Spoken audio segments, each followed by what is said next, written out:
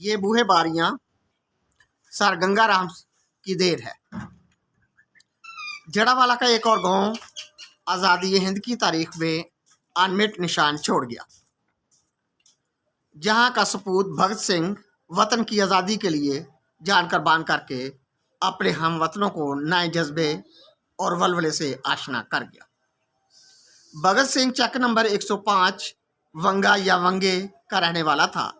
इस गांव को वंगे या बंगे भी कहते हैं और इस तरह ये वाव को बे के फ़र्क के साथ पंजाब में बोला जाता है, जैसे वीर बीर। तो ये कुछ लोग वंगे कहते हैं, कुछ बंगे कहते हैं या वांगे भी कहते हैं।